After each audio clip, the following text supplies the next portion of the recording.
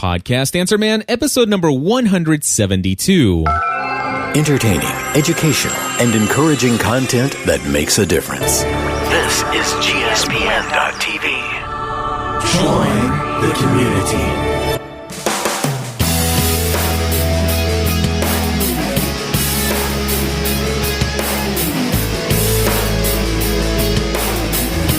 Hello, everybody, and welcome back to another episode of Podcast Answer Man. My name is Cliff Ravenscraft, and of course, this is the weekly podcast devoted to podcasting, helping you take your audio podcast to the next level.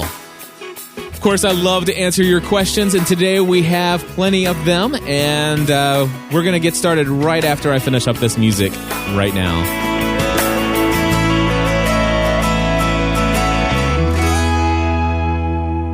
Well, folks, it is Thursday afternoon, getting about a 21-minute late start. Had to run out and rescue my wife, who was stranded on the side of the road. Unfortunately, she went out to go have lunch with my mom and the kids and ran out of gas.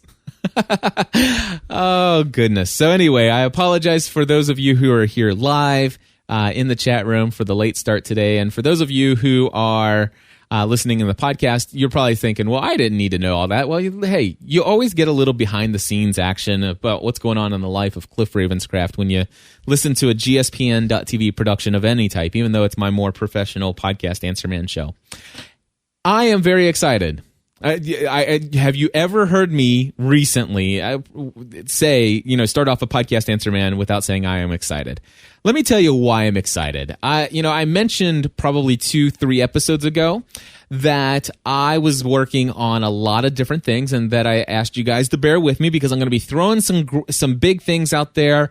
I'm going to be trying a couple different projects, a couple different ideas, and if you're on a mailing list, you're probably going to get some, a greater wind as to what's going on. You're going to get a greater feel as to what's blowing through the wind over here in the GSPN.TV World Headquarters and Podcast Answer Man Studios. And and of course, one of the things that I'm working on is a potential membership group for podcasters, people who are, super ultra serious about taking their social media marketing for their business and specifically the use of podcasting and tools that are related to growing an audience and building community around your brand and products. This is something that I've been dreaming up for a little while. I've gotten some wonderful feedback on that. We're probably still about 60 to 90 days out on that. For those of you who are subscribed to the Podcast Answer Man feed, you'll notice that episode 171 happened to be a little bit of a video. I don't often release videos into the Podcast Answer Man feed. Typically, I take a video and I'll put it up on YouTube and I'll blog about it and just embed the video into my website. But I did that. Sometimes I'll strategically throw a video into the RSS feed, especially if it's small enough and short enough and has a very strategic purpose. And of course, 171 is titled a bonus video, how to add a domain to your Bluehost hosting account. And the idea here is you might actually think to yourself, man, I didn't even watch that video. I saw that it was about adding a domain to your Bluehost account and I'm hosted somewhere else. Well, number one, if you have a hosting account with anybody who has a cPanel, and if you ever play around in your hosting account and you have a cPanel, you know what I'm talking about. The same instructions would apply. But also the reason why I shared it and the strategic reason was to show off the type of video tutorial products that I have, how I actually pan and zoom in and show you in high quality video and audio exactly how to accomplish things step by step, teaching and training people how to do things. And as a result of that video, I actually sold several more various training tutorial products. It was great, and so I'm very thankful for that. And look for more coming from me because there's a ton of video and audio training products. A lot of webinars coming out in the near future. Of course, I'm getting ready to leave for Boston for 4. I'm going to be out of the studio for 4 days. So I'm going to be away for 4 full days. I'm leaving tomorrow morning at 6 a.m. And I've been, spending a lot of time this week preparing for that, getting my inbox down as close to zero as possible, trying to, wrap up some consulting projects that I had prior to leaving town. And of course, when I get back on Tuesday, I know that it's going to take me probably a good 2 or 3 days to get back to inbox zero again. But I can tell you this. I am really excited about the potential of launching a premium membership group for people who want to build community and gain a lot of access to a lot of content and tip sheets and all kinds of other things related to podcasting and new media and social media in general. So that's coming up. I'm very excited about a bunch of webinars. I'm very excited about some more training materials that I'm going to be creating. Such as how to podcast for, I think I'm going to do something like 3 ways that you can podcast without costing you anything. I'm going to be doing a lot. In fact, one of the other things that I've already done is I created a step-by-step, absolute step-by-step video for Podcast Answer Man package number 1. So if you go to podcastanswerman.com/equipment, and you see Podcast Answer Man package number 1, which is my cheapest package there, by the way.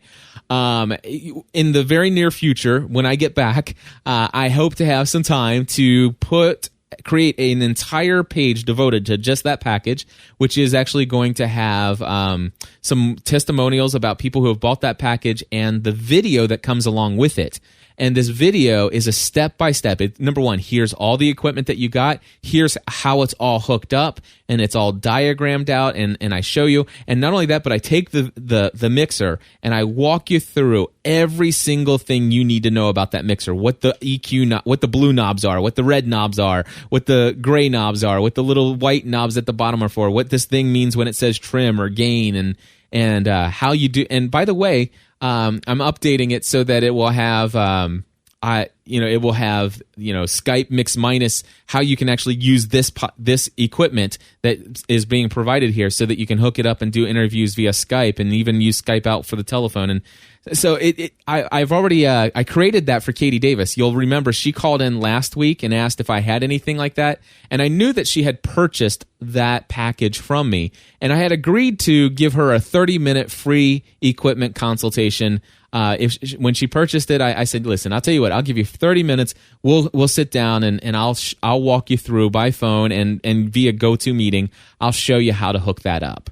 And she goes, will you show me how to do Skype as well? And I'm like, I don't know if we can get it all in 30 minutes. And so what I did is I created that video, which is, I think it's about a total of an hour, or it might be a total of 45 minutes to an hour. Anyway, I walked her through, it's 45 minutes, I believe. Anyway, I walked her through everything in this video, but it wasn't geared towards her. It's geared toward anybody who would buy this. So this is something I'm going to do for each and every one of my packages. And so right now, if anybody wanted to buy package number 1, it comes free, included with it, a video tutorial on how to set it all up, how to record to your computer or digital recorder, and even how to use it to hook up to Skype. And if you want anything like that, just let me know. Of course, I'll be adding buy now buttons and stuff. So I've got so many different things. I want to create one of those for each of my equipment packages. I want to create videos where I'm going to be sitting in the studio talking about equipment packages and who are these for, so people come to the website, they actually have some quick, frequently asked questions and all that stuff. So a lot of things are pending, and as soon as I get back from Boston, I know I'm going to be overwhelmed. I'm probably going to be somewhat I'm going to have some high anxiety about the fact that I'm so far behind, and I'm going to feel like I never can get caught up, just like I did when I got back from vacation. But then I'm going to come back, and I'm going to be rolling some things out. So put your seatbelts on, my friend. The next couple weeks are going to be fun, coming with all the stuff that's coming out at podcastanswerman.com. All right, so the next thing that I want to tell you about is the fact that also we're doing that Boston social media meetup. Again, if you're in the Boston area or within driving distance on Sunday, August 8th, please sign up over at gspn.tv/Boston meetup. As of the last time I looked at my email, we had 36 people coming to hang out with us on Sunday, so that's going to be fun. It's going to be a total blast. Actually, you know what? I take that back. I see that there are now 37 people registered. Something just came in right before I did hit the record button.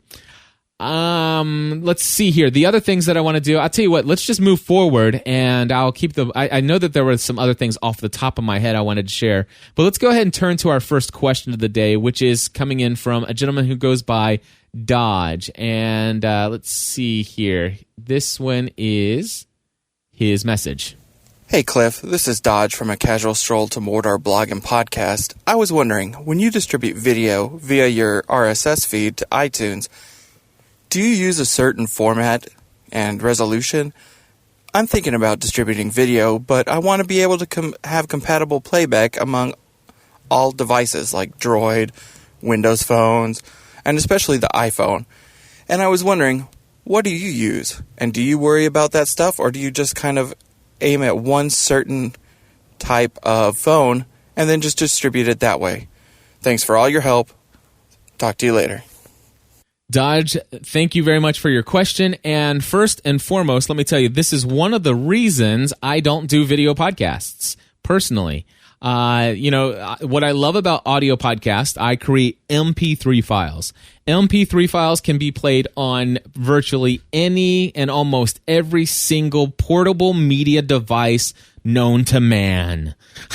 So it's universal. It doesn't matter if you have a Zune player, it doesn't matter if you have an old, Hewlett-Packard HP iPac PDA. It doesn't matter if you have a little $20 MP3 thing that you got off the Home Shopping Network or at Walmart. It really doesn't matter what you have. Chances are that little portable media player, if it's going to play digital audio, it's going to play my audio podcast, no problem at all.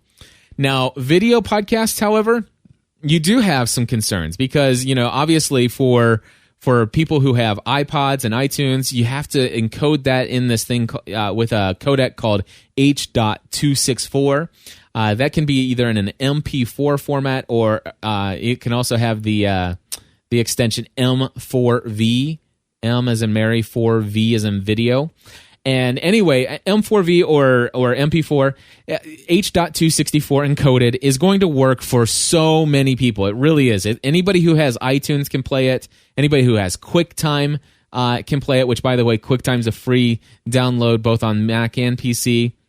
Anybody who has an iPhone, iPod Touch, all of those devices are going to be able to play your file that's encoded in the iTunes format. I don't know, to be honest with you, whether or not that will work on a Zune. I don't, like, for example, Podcast Answer Man episode number 171, not sure. I know that there are other formats that I could make it to make sure that it would work for that. And a lot of video podcasters, somebody I used to watch all the time, Callie Lewis, when she had geekbrief.tv, I was subscribed to her show. You could subscribe to QuickTime. You could QuickTime small, medium, and large. And the large, of course, would be for people who have Apple TV and all this other stuff. There was also I'm sorry, my daughter just came in. You can take your book now. Yep. Thank you, baby. Anyway, there's QuickTime small, medium, and large for the different devices. There was also HD version. There was going to be Zoom. There was Windows Media. There was QuickTime. It was just crazy how many different versions she has. And so basically, she has this one show. And when she's done with that show, she has to recompress that file in all these different places and upload them all and then put them in all their various different RSS feeds. Too much work, if you ask me. Not something I'm ever going to be interested in. And so what I do, Jason, I just create, I do two things. I'll create a video like I did for episode 171. And I will then upload that video to say, if it's available to the public for free, I will go ahead and upload it to YouTube, which, by the way, YouTube just increased their video size limit to 15 minutes. Thank you, YouTube. Thank you. Give me an hour and let me update my thumbnails. That'd be awesome. But thank you at least for the extra 5 minutes, because I think the video was like 11 minutes or 12 or 13 minutes long. So it was nice to not have to actually compress that down to 10 minutes. And so I would upload it in HD format to YouTube, And then what I do is I actually take the video file and I also convert it over to an iPod format. Now, when I release that, I'm actually exporting this out as I think it's 1280 by 720 resolution, which is 720p, 16 by 9 format. And that's what I like to release my videos as. And what I do is that actually comes out of ScreenFlow. It comes out of ScreenFlow as a .mov file, and I just drag that over to iTunes, and I highlight it, and I go up to the top where it says Advanced, and I click Convert to iPod format or iPhone format or whatever it actually says, and then it converts it for me, and I get an M4V file, and that's what I upload to Libsyn. And when I do my blog post or my show notes post on podcastanswerman.com, I will embed the YouTube video for the show notes on the website version of the video, and then I create a download link and use a file media enclosure that will enclose the M4V video file that I have uploaded to Libsyn. And that's how I deliver my stuff. And if you don't have iTunes, and if you don't have an iPhone and you have some other device that does not play H.264 video encoded for iPods and stuff like that, then what I encourage you to do is simply come to podcastanswerman.com, look up episode number 171, and just watch it straight from the website, because that will play on virtually anything, including the iPad. That's right. Go ahead. Take your iPad, go to podcastanswerman.com, scroll down to episode number 171, and that YouTube video will play right there on my website using their H.260 or using their HTML5 player. Love it. Thank you, YouTube. All right, so Dodge, I hope that helps you out.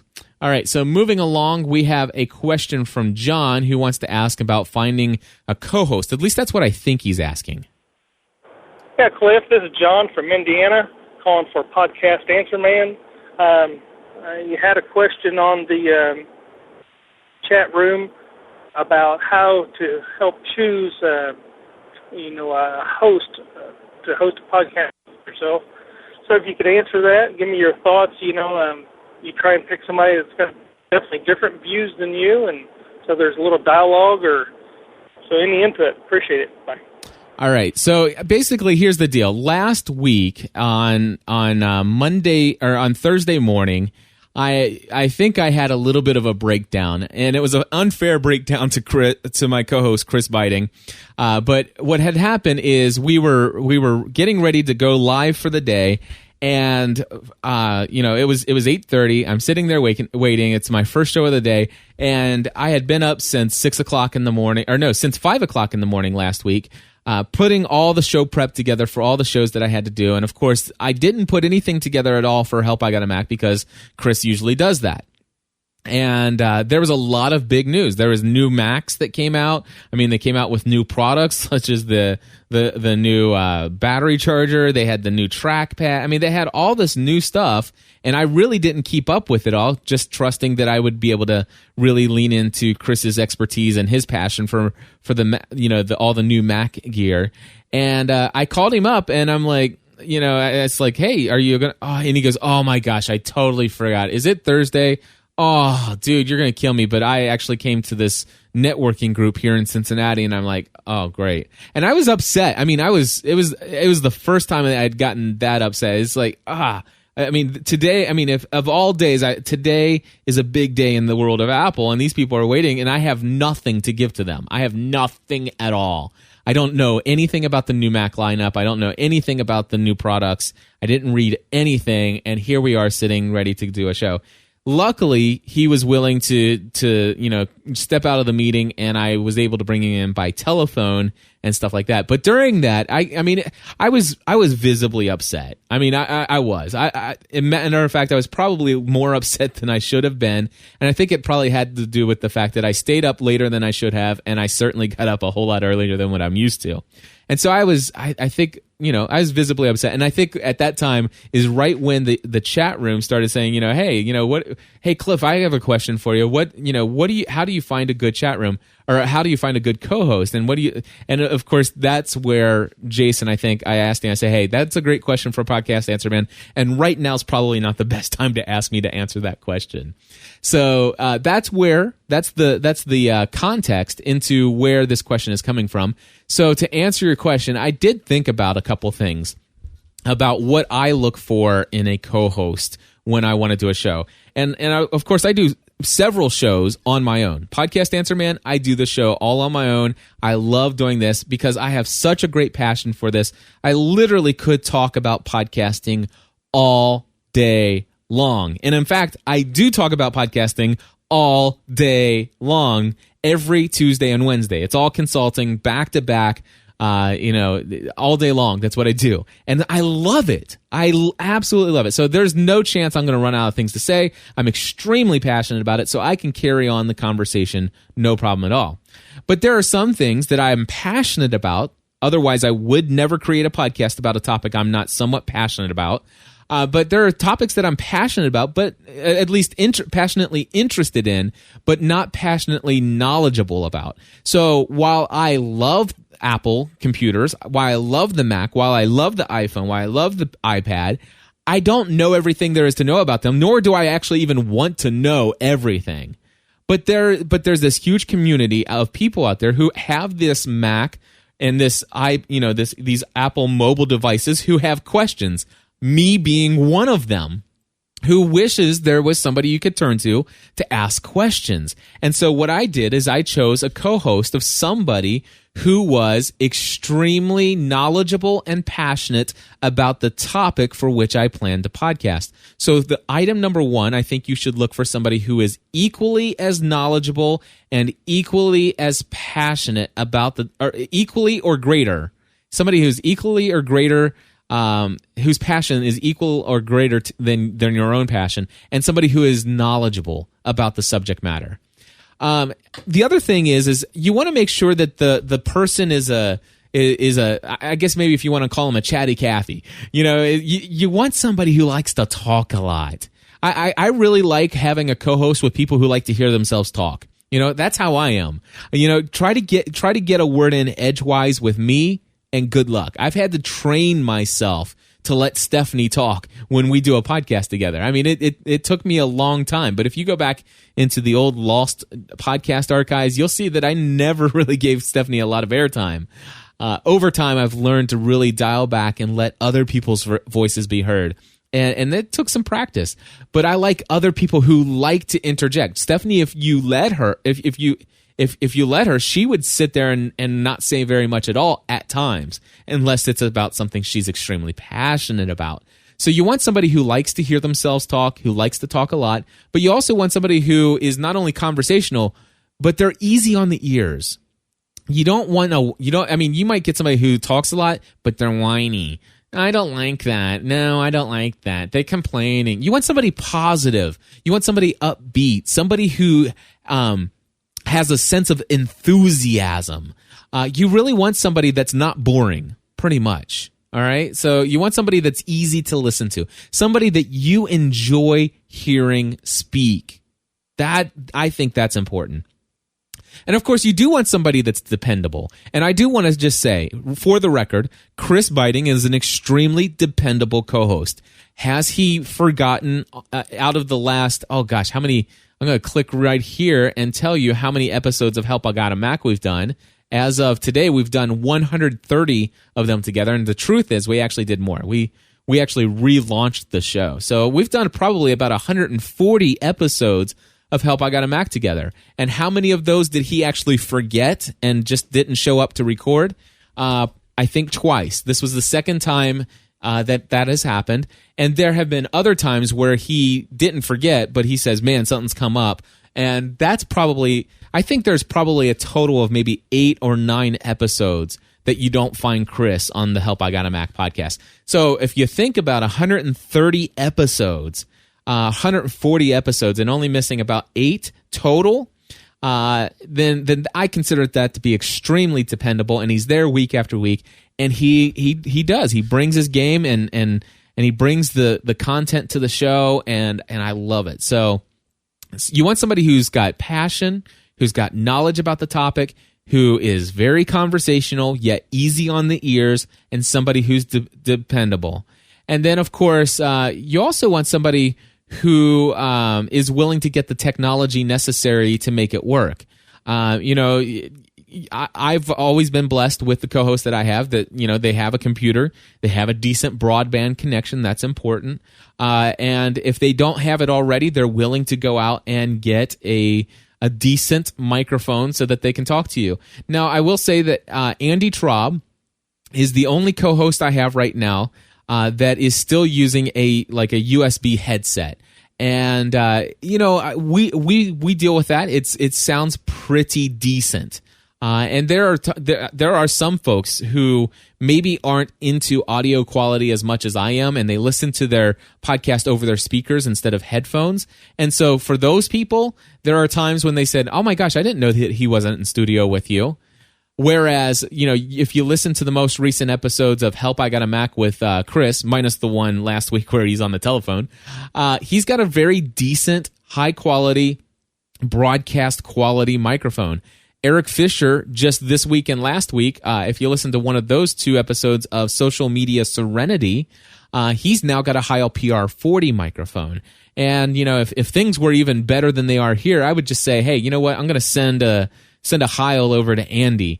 But I'm not at the Leo Laporte level of everything just yet. But one of these days, that's probably one of the things I'll do. So you also want somebody who's willing to get the necessary tech to make it work, even if that's spending just $50 on a decent USB headset so that they actually sound better than some internal microphone on their computer. And I know, John, you asked about personal values. This is, GSPN.TV. This isn't like officially on the record, and we don't have any ulterior motives here to convert the world to Christianity. But I consider GSPN.TV to be a ministry of mine. I consider myself to be involved in a full-time ministry for profit. I do plan on bringing home a profit for myself so that I can grow a business. But I very much see what I do as ministry. And I have made a decision that I want somebody who either right on the money agrees with my Christian values, or at least I have extreme confidence that no conversation that we would ever have would speak anything against my Christian values as far as what we would do. Now, as far as bringing somebody in as a guest on the show, I have no problem bringing anybody in as a guest, whether they agreed with my political, Christian, whatever views whatsoever. But as far as a co-host, ongoing basis, I do consider personal values. I do consider whether or not we have a shared vision and passion for what we hope to be as an example of people to as far as a source of encouragement and inspiration and all these other things. I want to be an example of what God has called me to be in my life. So personal values is a factor for me, but it's something that may or may not be a factor for other people. But certainly finding somebody who has either equal or greater passion than you do for a topic, somebody who is knowledgeable, somebody who is easy on the ears but still very conversational, dependable, willing to get the necessary tech, and then if it's important to you, somebody who shares your personal values. And by the way, none of that matters if you don't get along with that person extremely well. If that person gets on your nerves, then by golly, don't do a podcast with them. If they do things and they push your buttons, I think it's just obvious. Although I know a lot of people say, "Oh my gosh, I started this podcast and I can't stand this person. How do I get out of this?" I literally get that question more often than I should. Alrighty, so the next question, how do you get famous guests onto your show? Here is Johnny. Hey, Cliff, this is Johnny from Dallas, Texas, and I just had a question for the podcast Answer Man. I was just wondering how you go about getting big-name guests. On your Lost podcast, you've had stars from the show, and I just wondered how you go about getting those people on your show. Thanks a lot for all you do, Cliff. I'll hear from you soon. Bye. All right, Johnny, thank you for calling in, and that's a great question. And, some people, I think, oversimplify this, and they just say, well, here's what you do. Ask. Okay, and yeah, if you don't ask, they're never going to say yes. Okay, and if you don't ask because you're afraid they're going to say no, well, the truth is, there's a very good chance that they might say no. All right? Big deal. All right? So ask anyway. But it's not as simple as ask. You got to figure it's like, okay, so ask. Do you just mention it on your podcast that you want so-and-so to come on your show? No, you have to go to the right place to ask. And so when you're talking about big name people, celebrities, I had the guy who played Dr. Marvin Candle on the Lost podcast. I've had the guy who played Charlie Pace's brother Liam on Lost on our show. I've had, who else have I had on there? I've had the guy the young man who played young Ben on the show on the show Lost. I've had an interview with two people from Private Practice, and it's been so long. I had the girl who plays the very Southern girl on there, Charlotte, I think is Charlotte King, and the guy who plays Dr. Cooper from Private Practice. I had both of them on the Private Practice podcast, and Bria Grant, who played Hiro Nakamura's nemesis. I had Bria Grant, her name was Daphne on the show. She was on the Heroes Fan podcast. So how do I get all of those? Well, here's what you do. When you're looking for this, all of these super well-known celebrity kind of people, or let's just say authors or whatever, these people either have managers, easy for me to say, managers, publicists, and I can't think of the other term that they use. There's a manager, there's a publicist, an agent. So those are your three, we'll just call them the gatekeepers. All right, let's call them the gatekeepers. So what you need to do is you got to find out who the gatekeepers are. Well, whatever industry you're looking to get into, their chances are there are lists that are available for you to get a hold of so that you can actually find out who the gatekeepers are. Or if you go to the website of the person you want to talk to, there'll be sometimes press contact or stuff like that. It's like to contact to invite such and such to a speaking engagement. Please click here, and it's usually the information to contact their publicist, manager, or agent. And so what you do is you then put together a very compelling reason on why you would like them to be on your show and why it would be of benefit to them. And of course, if you have some samples of other people you've interviewed, once you get one, it's easier to get your second and third. And once you have three, then it's easier to get more.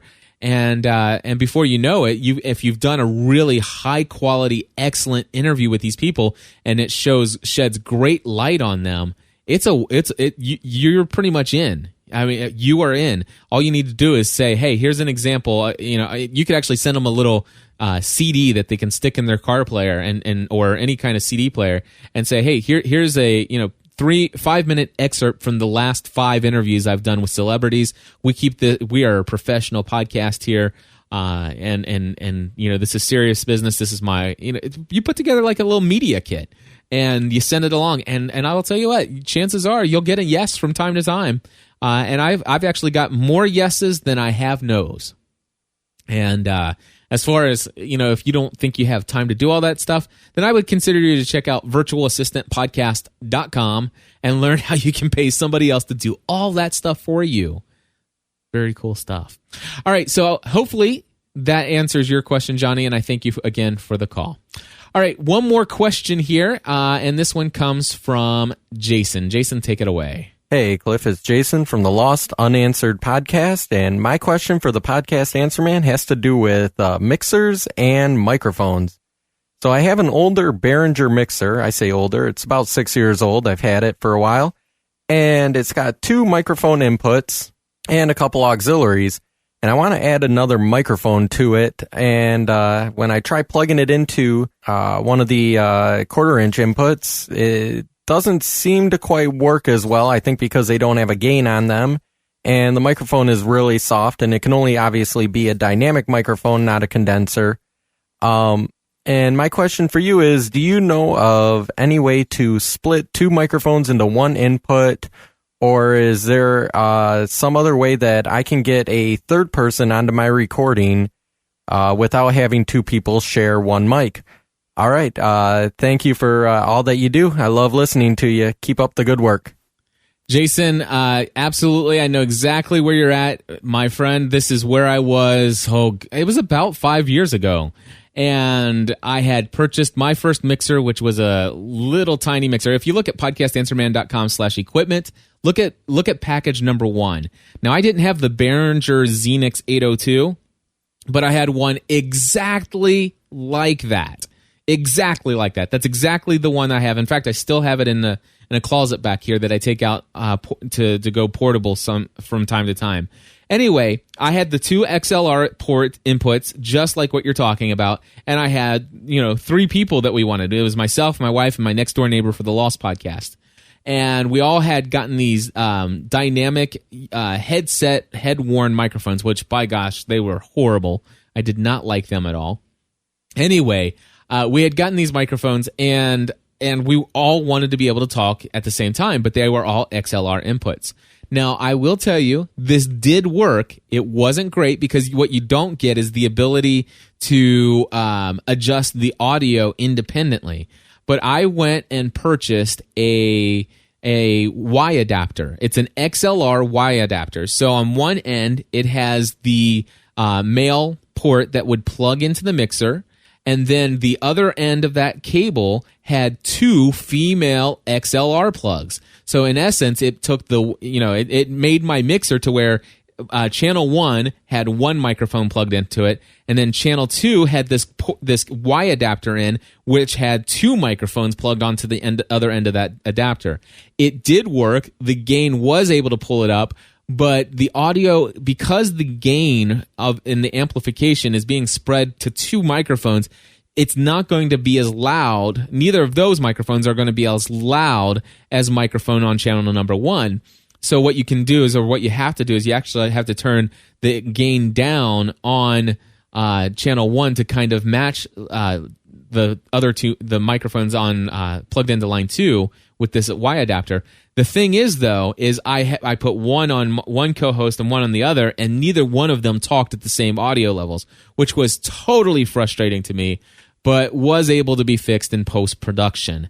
And, of course, that's why it used to take me hours and hours and hours and hours to post-produce shows, and I hated it, I despised it, but at the same time, I loved it. So I eventually, though, just upgraded to a mixer, so much so to the day today, I actually am sitting here staring at my Mackie 1402 VLZ3 mixer, which has 6 XLR inputs and 1, 2, 3, 4, 5, 6, 7, 8 other channels of audio.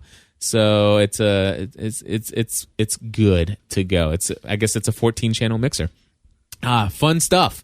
So, but yes, you can get one of those little Y adapters, and it's not going to be too expensive. It might be $15, $25 or something like that. So see if that helps you out, and let us know.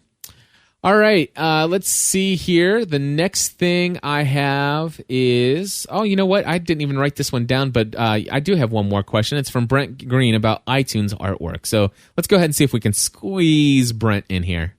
Hi, Cliff. It's Brent Green calling in for the podcast Answer Man. Hey, we changed our artwork here a while back, and so when you download our podcast through iTunes, there's a nice new sharp artwork, but when you're out in iTunes looking around, doing searches and stuff, it's still the old artwork. So I was wondering if you could explain how to change that, and we would appreciate that very much. Again, this is Brent Green calling from Kansas City at pursuingmeaningfulwork.com. Thanks.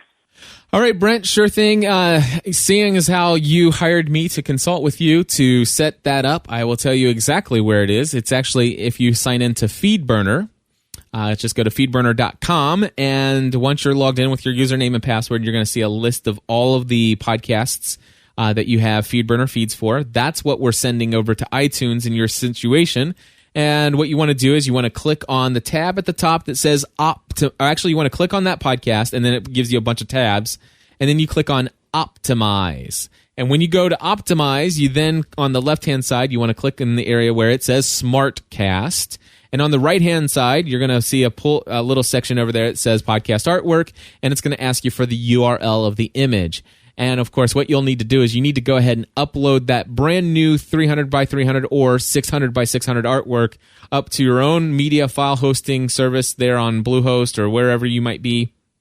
And then basically what you want to do is take that URL from where you uploaded it to your server and paste it into that section. Then at the bottom, you save your changes or apply changes, whatever the case may be, and it will update your album artwork. Now, don't expect iTunes to update right away. I've seen this happen to where they can actually update that artwork for you within 2 hours. I've seen it take as long as a month. It is absolutely crazy.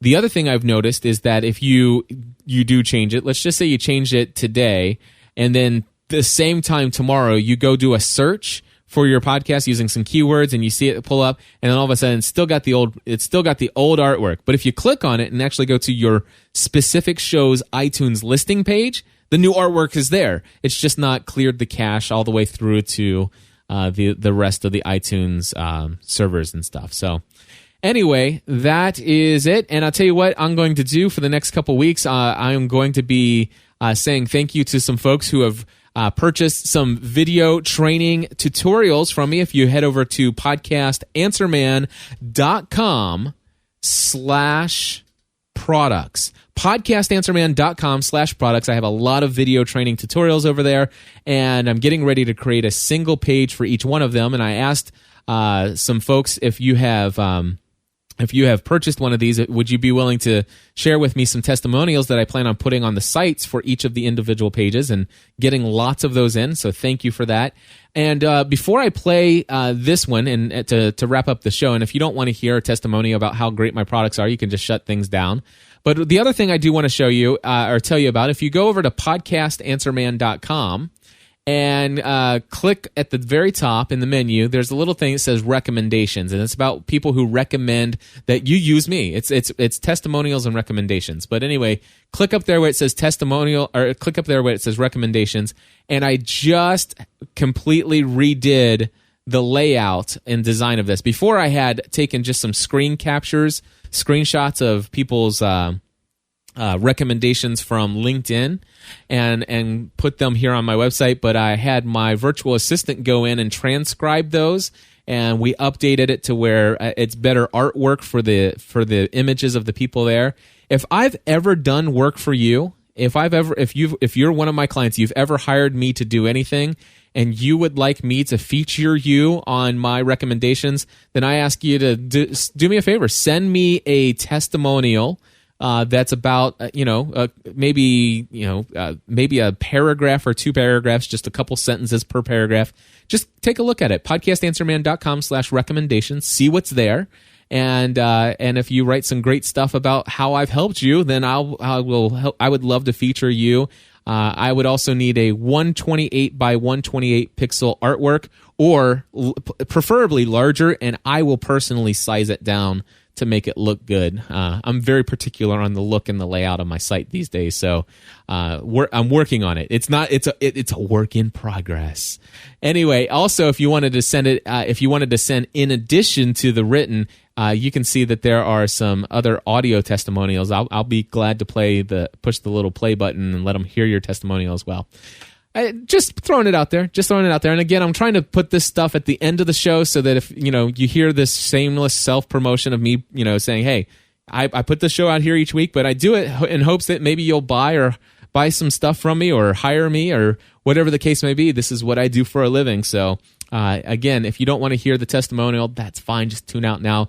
But until next time, everybody, I'll say join the community, and I'm going to let Becky tell you about how she feels about the tutorials that she's been a part of. Hey, Cliff. This is Becky Johnson of my Fibromyalgia 180 Life. I wanted to let you know how much your podcasting tutorials have meant to me. Last year, I was brand new to the world of podcasting. I didn't even know what one was and had never listened to one before, so I was definitely starting out at ground zero. From the simple to the most complicated terms and procedures, you explained them in a way that even I could understand. Okay, even if I had to review them many times. FibroFrog has been known to rear its ugly head. But the fact that I had the ability to go back and review your tutorials at my speed makes the cost of purchasing them simply priceless. Teaching obviously comes from your heart, and you are using your God-given talents very well. So congratulations to you, Cliff, for the tutorials you produce that continue to help people everywhere.